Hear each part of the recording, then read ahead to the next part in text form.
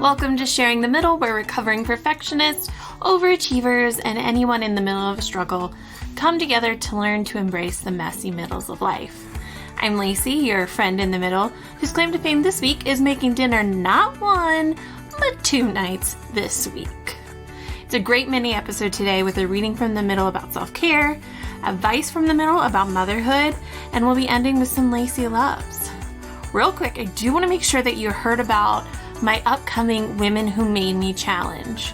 For each week in March, Women's History Month, I am challenging you to share a woman who made you.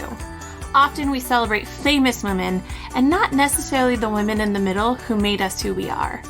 Additionally, for the month of March, you're going to hear from the women who made me on this podcast. I can't wait for you to hear them because they're amazing. Head to themiddle.com/women who made me for more info and to sign up. Let's jump on in.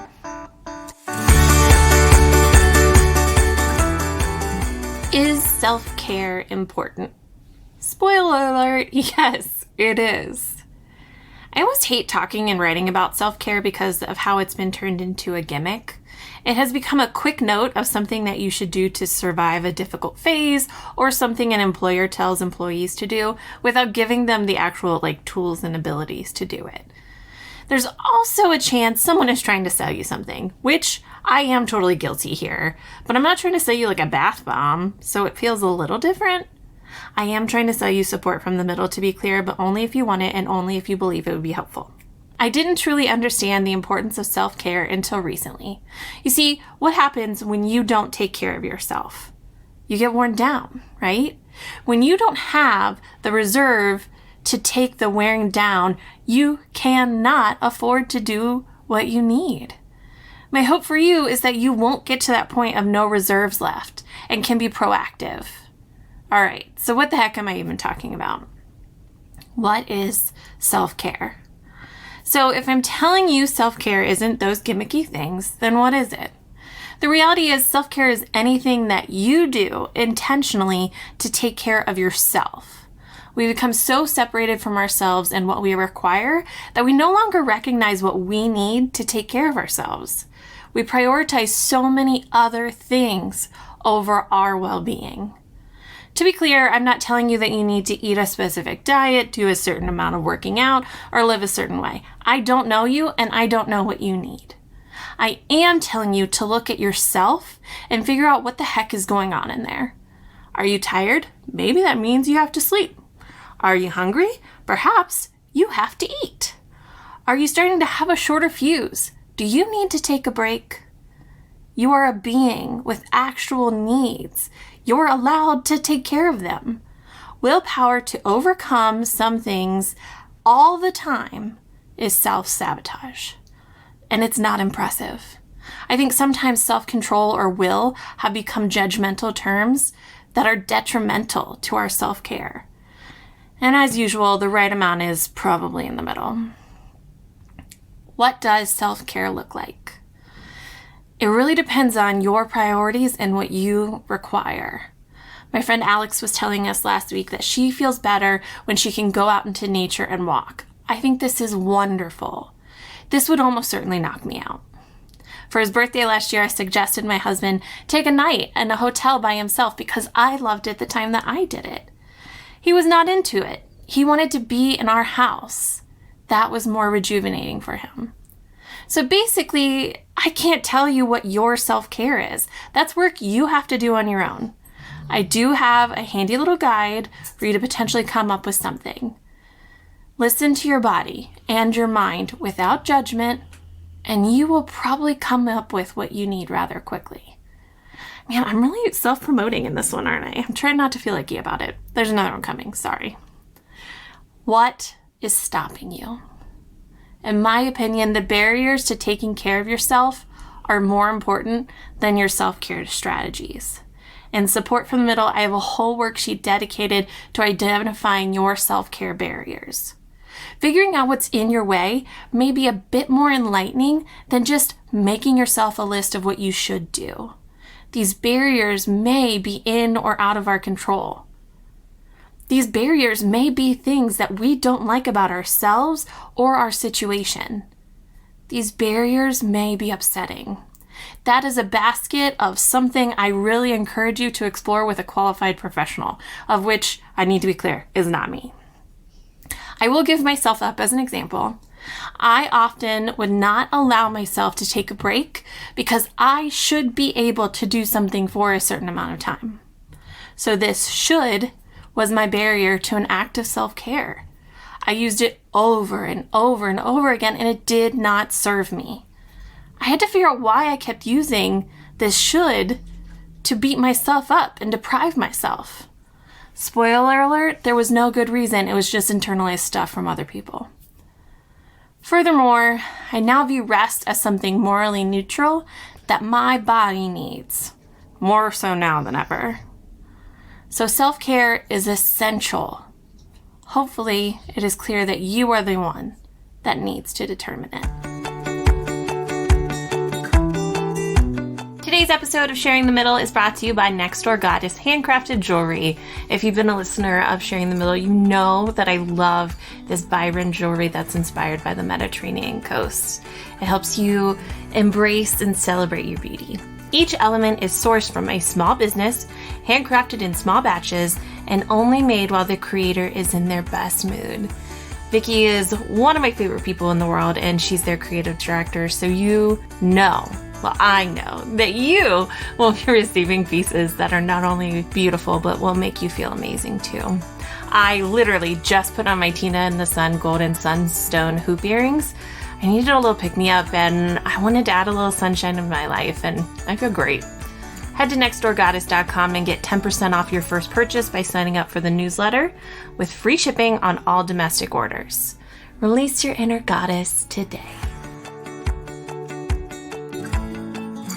Now let's get into our advice from the middle. Here is our letter. I've been a mother for a few years now, and I feel like I've lost my sense of self in the process. Before becoming a mother, I had a strong sense of who I was and what I wanted from life. Now, I feel like my entire identity has revolved around being a mother, and I don't know how to find myself again. I'm constantly putting the needs of my children first and neglecting my own needs and desires. I miss my old hobbies, career, and even just spending time with friends.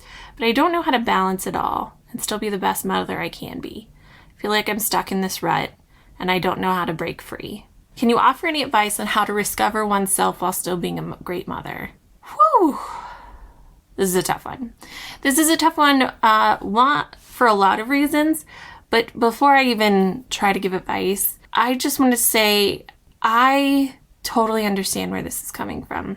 Before I was a mother, I was so afraid of losing myself. You know, I looked around and I had all these amazing mothers around me, and that is what I thought of them primarily as. So to me, that was like a requirement. Honestly, I shared that with my husband, and that fear, and he being the amazing person he is, he was like, well, we won't let that happen, period. Like he was my partner in that. So I have not faced this as much as I thought I was going to. I think it's hard for any mom to not face this, but because I had that mindset going in and because my husband was so supportive. So that's kind of step one of you are allowed to have this mindset. You are allowed to be your own person.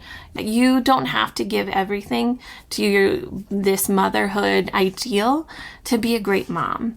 And so because of that, I'm going to kind of challenge you of what it means to be a great mom. Really think about what does it mean to be a good mother? Because those are the things you need to focus on, not necessarily what I like to joke as the Pinterest parts of motherhood.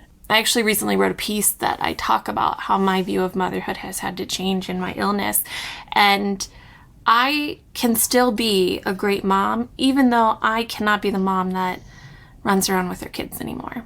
And that was something hard for me to accept and understand, but it is true. That's kind of step one, in my opinion, is you need to really define what being a great mother is. Get rid of all the other junk that does not matter as part of that. You don't have to be a certain mother in a certain way. I mean, yes, you have to meet your children's emotional needs and all these different things, but you don't have to do it in one way. You're gonna hear from my friend Alex next month in The Women Who Made Me, and she, I think, is one of my role models in this, of being a mother but still completely herself. She's been a mother the entire time that I have known her, but that is not the first thing that I think about when I think about Alex. So it's not that I think of her that way because I knew her before she was a mom. No, I just know her because she has made that a priority. Some people are better at this than others. I know I will probably ask her about this on the podcast. So I'm not going to talk about it. But I know for me, I have to speak up when I need something. I send my kids to daycare, one, because I can't really take care of them full time by myself right now. But before that, because I knew I would be a better mom if I went to work. So that was my choice in what I did. If that's not for you, great. And then the other part of this, I'm going to point you back to my essay from the middle. What do you need to take care of yourself? Because part of taking care of yourself is being able to be who you are. So I know that was a long answer, but it's a couple steps. It's really looking at how you're defining what a great mother is, and then looking at how you can leverage what is around you to bring yourself to the forefront again, because you do deserve to be a whole person inside and outside of being a mother. Thanks for writing in. All right, in our last segment today, we're going to talk through my Lacey loves for the week. My loves this week are going to be real corny, so stick with me. First and foremost, I posted about this on my social media about how wonderful my husband was. And in the light of Valentine's Day, it's just so on my mind how a lot of times when we think of love and romance, we think of romance and love as it looks at flowers and chocolates and big gestures and all that. And I find the most romantic things to be the little things that show that someone thought about you and showed up for you. And my husband did that all day on Valentine's Day. So just a friendly reminder that love can look like a lot of different things, and that real love is showing up for the people that you do love. So that is something that I love. I love love. I do love romance books. I think I've told you all that before, but this is a very different type of thing. Even in my romance books, I do prefer a more grounded, showing that you understand someone love. Yeah.